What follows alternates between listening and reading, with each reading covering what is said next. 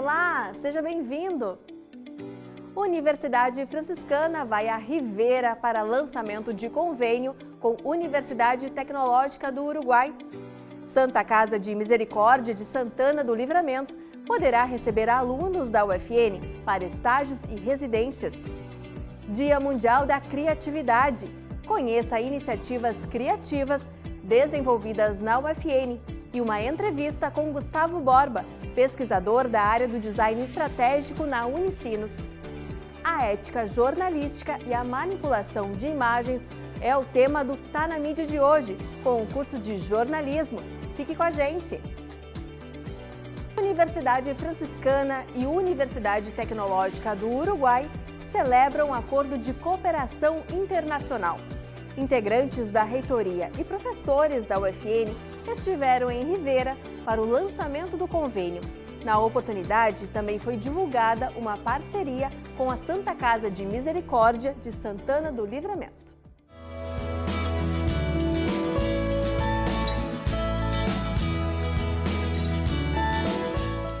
Uma cerimônia no Consulado do Brasil em Rivera marcou o lançamento do convênio entre a Universidade Franciscana e a Universidade Tecnológica do Uruguai, a UTEC.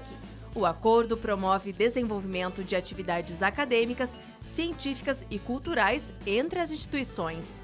São fortalecimentos de conhecimento, de ajuda, de apoio e de desenvolvimento regional que podemos fazer juntos como universidades. A UTEC foi fundada em 2012, com vocação binacional. É uma universidade pública e tem cerca de 3.500 estudantes em diferentes institutos regionais. Fazer um intercâmbio, conhecer uma nova cultura, uma nova instituição, tomar matérias fora do país, fazer práticas em novos laboratórios é fundamental para o enriquecimento da formação dessa pessoa. E é justamente esse tipo de laços, esse tipo de oportunidades que a gente está construindo no dia de hoje. A Cônsul-Geral do Brasil em Rivera ressalta a importância dos acordos bilaterais firmados pelo governo brasileiro para a integração entre os dois países, que hoje possibilitam essa cooperação acadêmica.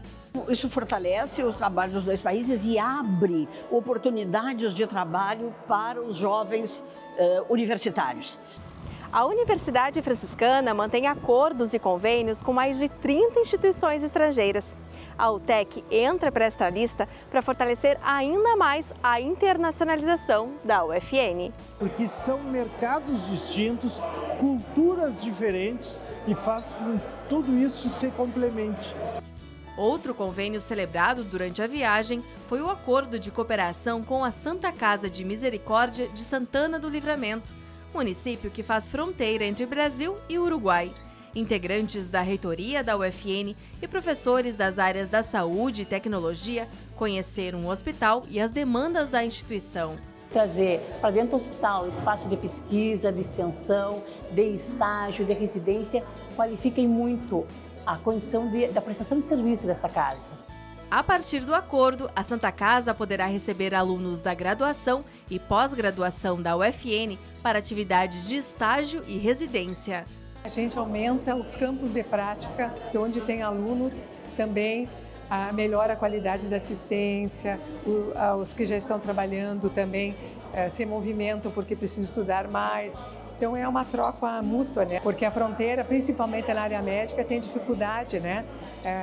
de médicos, então isso ajudaria também até o mercado de trabalho para os ex-alunos nossos da UFN.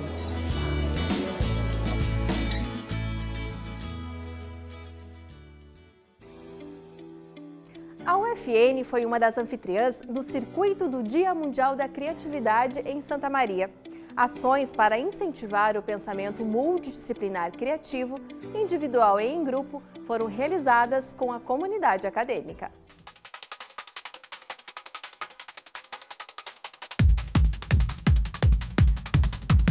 No Dia Mundial da Criatividade, Santa Maria foi uma das 55 cidades brasileiras que receberam o Circuito Mundial da Criatividade.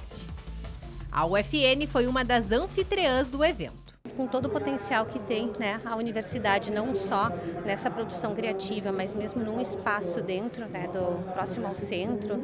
A gente achou que foi super importante divulgar isso para a comunidade, né? Os cursos de arquitetura e urbanismo, jornalismo, design de moda, publicidade e propaganda e as engenharias apresentaram à comunidade acadêmica projetos de extensão e atividades que envolvem criatividade e inovação. A criatividade ela está em todos os processos, né? E incentivar a criatividade, né, em todas essas atividades acadêmicas, isso também vai fazer com que, né, os nossos estudantes eles aprendam a lidar com problemas, aprendam a criar soluções, não é, diante de qualquer, enfim, adversidade. Enfim, hoje nada se faz, né, sem o estudo da criatividade.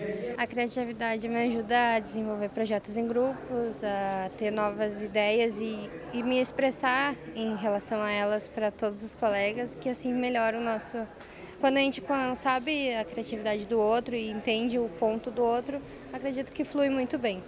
O assunto também foi o tema de uma palestra que abriu o evento na instituição. A criatividade faz parte da dinâmica do nosso curso. Nós somos o tempo todo estimulados para pensar de forma criativa, para encontrar as soluções para os nossos projetos.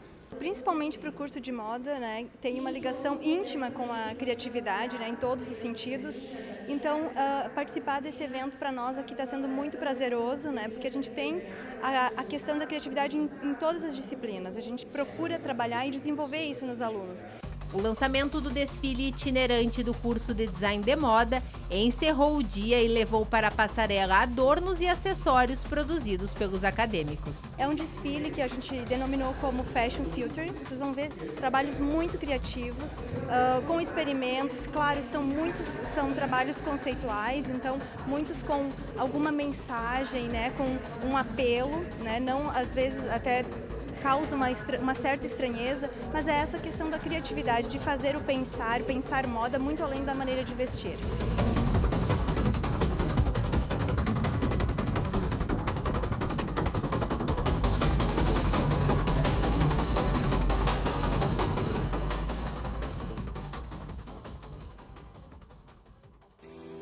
Ainda sobre o Dia Mundial da Criatividade, alunos e professores acompanharam um bate-papo sobre criatividade e territórios criativos com Gustavo Borba, professor da Universidade do Vale do Rio dos Sinos. Gustavo é palestrante e pesquisador na área do design estratégico. A nossa equipe conversou com ele sobre essa importante força que impulsiona a inovação. Quem conversa conosco hoje sobre criatividade e territórios criativos é o professor da Unicinos, Gustavo Borba. Seja muito bem-vindo ao programa Universo Acadêmico. Muito obrigado, é um prazer grande estar aqui hoje. Professor, eu começo lhe perguntando então quais são os elementos que caracterizam um território criativo? Essa pergunta ela tem uma complexidade, porque assim, primeiro eu tenho que dizer da onde que eu falo sobre territórios criativos, né? Tem várias formas, digamos assim, de falar sobre esse tema, e para mim o território criativo é um território que ele constrói um impacto para uma determinada região, né? Então, como que eu consigo, de alguma forma, capturar a essência de um lugar, né, e transformar isso num potencial criativo transformador para aquele espaço. Eu acho que esse é o ponto-chave. Então, partindo dessa ideia, desse conceito, né, um território criativo, ele parte, digamos, das competências que estão instaladas ali, que às vezes não estão reveladas, né? Ele parte da importância de a gente ter uma liderança interna nesse espaço para que essa liderança possa mobilizar as pessoas e os conhecimentos e as competências para prosperarem naquele lugar. E ele também tem como característica uma indução forte, né? Ou seja, eu preciso que o poder público, que as pessoas que de alguma forma possam operar, especialmente com recursos, interajam com esse lugar para dar condições para que esse espaço floresça. E professor, a gente está na era digital, né? Plataformas digitais, mídias digitais, né? E o que isso ele traz? Essa plataforma digital, essa era digital, ela traz desafios para os territórios criativos? A questão do digital, quando a gente olha para o digital como uma ideia de ferramenta, digamos assim, né, ela traz novas possibilidades, dá para dizer assim, né? Por exemplo, se eu estou num território e eu quero mapear dentro de um território pessoas que têm determinada idade e que estão desempregadas, por exemplo, né? Uma plataforma digital hoje, se eu tiver um censo eletrônico daquela comunidade, eu consigo ter isso e daqui a pouco propor uma formação para um grupo baseado nisso. Então, se eu estou pensando hoje, por exemplo, num olhar de trabalhar com uma competência da arquitetura ou do design eu posso usar uma plataforma como apoio para esse processo, porque a plataforma vai democratizar, digamos assim, o acesso das pessoas. Então, a tecnologia digital, ela apoia demais, é um grande fator relevante, digamos assim. Mas, aí vem o ponto principal para mim, né? Isso é verdade, na minha percepção, quando a gente está pensando num processo. Em todo momento que a tecnologia é usada como processo, ela é um apoio para a gente, para os professores, para os alunos, para as comunidades, para os territórios. Quando a plataforma vira um ponto de chegada, ou quando o digital vira um ponto de chegada, aí eu tenho limites nessa compreensão, né? Aí eu estou, por exemplo, pegando um exemplo bem fácil do pessoal entender. Se eu penso, por exemplo, no uso de uma inteligência artificial para fazer um trabalho, entregar um trabalho na faculdade, ou para, a partir da inteligência, melhorar o meu conhecimento antes de escrever o trabalho, eu tenho duas visões diferentes, né? Numa eu tenho resultado, na outra eu tenho processo. Na primeira eu evito o processo reflexivo, que é a forma como a gente aprende, e na segunda eu potencializo o meu aprendizado, né? Então acho que esse é o ponto-chave, assim, o digital e toda a tecnologia operam processualmente para nos ajudar a ampliar nossa criatividade. Mas quando eu tenho isso como resultado, eu tenho um potencial limitador da minha criatividade. E o principal papel das instituições educacionais e governamentais na promoção desses territórios? Isso é muito importante, assim, eu acho que a academia ela tem uma responsabilidade de levar o conhecimento que tem, mas também de aprender com esses espaços, né? Porque na verdade, por exemplo, quando a gente interage com o território hoje, né, existe historicamente uma lógica de entregar um valor para aquele território, leva uma turma de graduação, por exemplo, trabalha um semestre, depois a gente vai embora e o território fica lá, né? E isso não é talvez a melhor forma de atuar num espaço que ele tem a sua cultura, tem a sua comunidade e tem um respeito necessário porque essa comunidade ela vai seguir lá depois, né?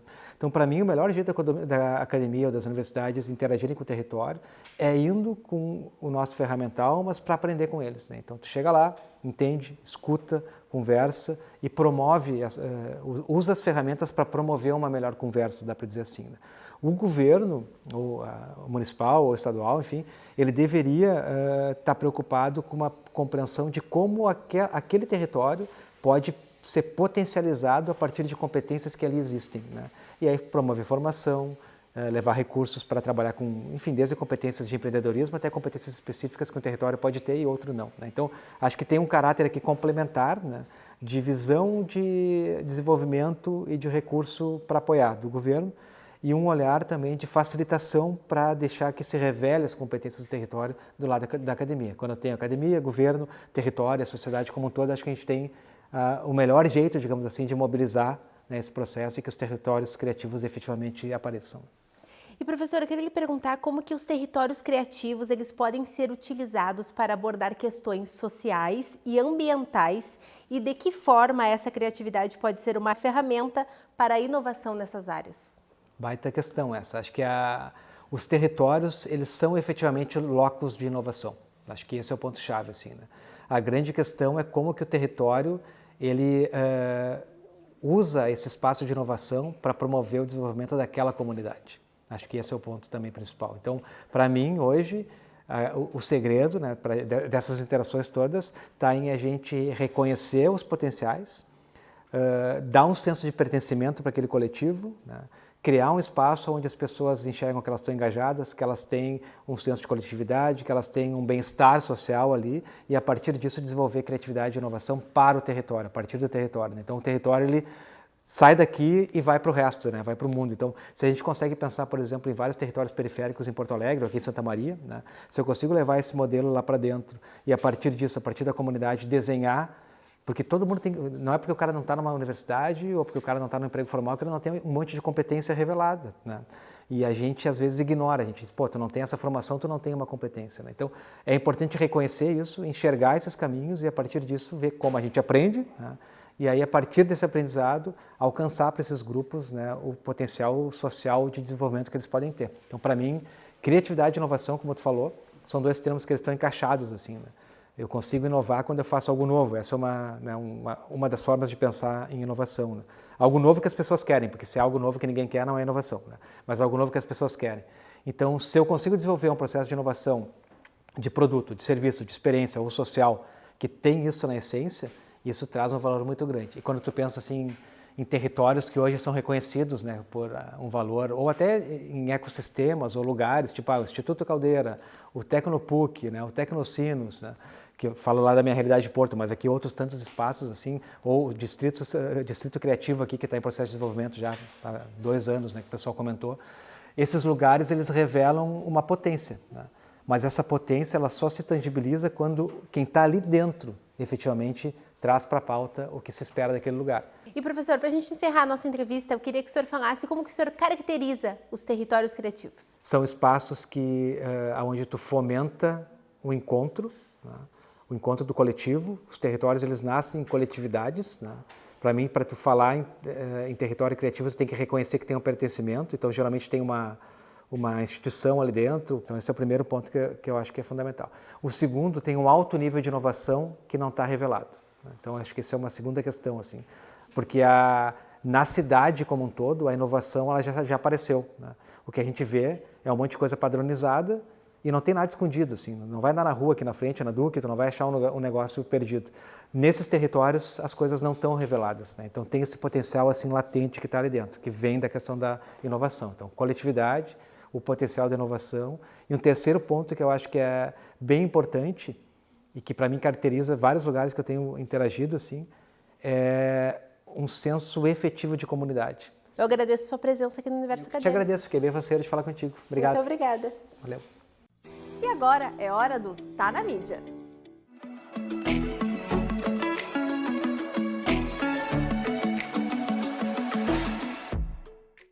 Olá! O assunto do Tá na Mídia de hoje é a ética jornalística e a manipulação fotográfica.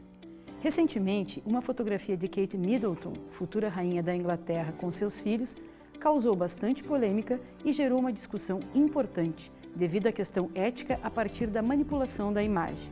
Na fotografia, foi detectado pelos jornais e as agências de notícias que a veicularam uma série de manipulações na imagem, onde erros, imperfeições e adulterações apontaram uma mensagem não condizente com a realidade, colocando em xeque a veracidade e a credibilidade da informação contida nela. A manipulação da imagem, que data desde o século XIX, é uma técnica diferente se comparada ao tratamento. Na segunda opção, questões técnicas são aprimoradas e melhoradas, como a intensidade da luz ou o reenquadramento fotográfico, mas não alterando com isso o sentido do acontecimento e do fato. Já a manipulação se refere a criar na imagem situações inexistentes ou excluir informações relevantes, fazendo com que as fotografias e vídeos percam a credibilidade e o valor informativo no campo jornalístico. A relevância dessa discussão para a sociedade se dá em reforçar o compromisso do jornalismo com a veracidade dos fatos. A credibilidade das notícias publicadas nos veículos de comunicação, em que as pessoas depositam a confiança ao se informar, não compactua com a modificação da realidade. E por conta das adulterações na fotografia da família real, a mesma foi excluída das publicações jornalísticas. Não se pode negar os avanços tecnológicos envolvendo a edição e a manipulação das imagens e os benefícios que trazem para diversas áreas. No entanto, no jornalismo, a manipulação só pode ser usada para fins ilustrativos e os leitores e telespectadores comunicados desta intervenção previamente. O tema também alerta as empresas jornalísticas sobre a atenção redobrada na checagem dos fatos antes dos mesmos serem publicados, bem como os limites sobre os usos das ferramentas de edição e a crescente inserção da inteligência artificial na área da imagem. Lembrando que a inteligência artificial não apenas manipula imagens, mas pode produzi-las completamente em um ambiente digital, criando uma realidade inexistente e incompatível com a atividade e a ética jornalísticas. Esse assunto não se encerra. Até uma próxima oportunidade.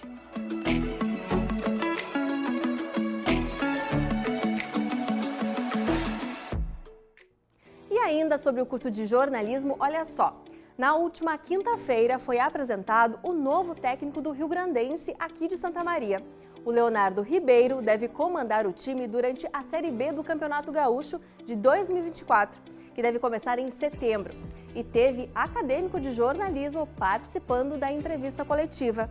O estudante Felipe Perosa esteve no Estádio dos Eucaliptos e fez a cobertura para o programa Titular da Rede, transmitido pela Rádio Web da UFN, nas segundas e sextas-feiras, às 5h30 da tarde. O programa já é tradição no curso por cobrir o esporte na cidade e na região.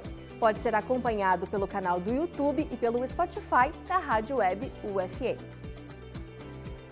E no final de semana, os calouros do curso de Medicina da UFN participaram de uma arrecadação de alimentos nos supermercados de Santa Maria. A iniciativa faz parte do Trote Solidário do Sindicato Médico do Rio Grande do Sul.